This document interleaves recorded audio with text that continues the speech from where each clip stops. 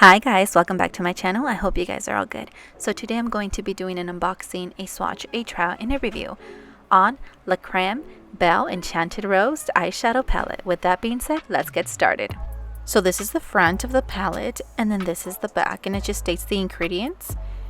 And it does have a magnetic closure. As you can tell, I was surprised and happy because it also has a mirror, and it does have the protective film for the eyeshadows. Look how pretty, it's shaped like a heart. These are the eyeshadows and their names. They swatched really pretty. Now let's go ahead and I'm going to try it on.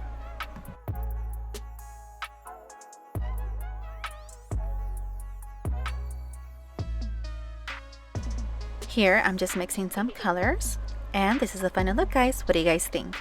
So I really do have to say that I like the palette. I like how it has Belle on the outside, the magnetic closure, the protective film for the eyeshadows, the mirror, of course. It was all just very pretty. I did have some trouble with the Enchanted eyeshadow because it was, I don't know how to explain it, a little bit too creamy and dry at the same time, so it did have a lot of fallout. I really like this brown one. It was really blendable, really pretty. It showed up really well.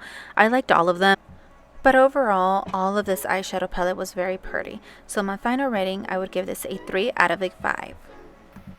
So here I'm just explaining that I really like everything again, that I did have some difficulty with some of the eyeshadows showing up on my eyelids that were on the palette, like the very peachy one.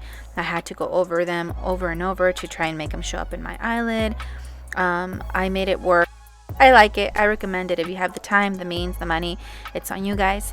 So this brings us to the end of the video. If you guys like it, please give it a thumbs up. If you haven't subscribed, please go ahead and subscribe to my channel. It helps me bring you guys more videos like these. I hope you guys have a good evening, morning, night, wherever you're at. Until next time. Bye guys.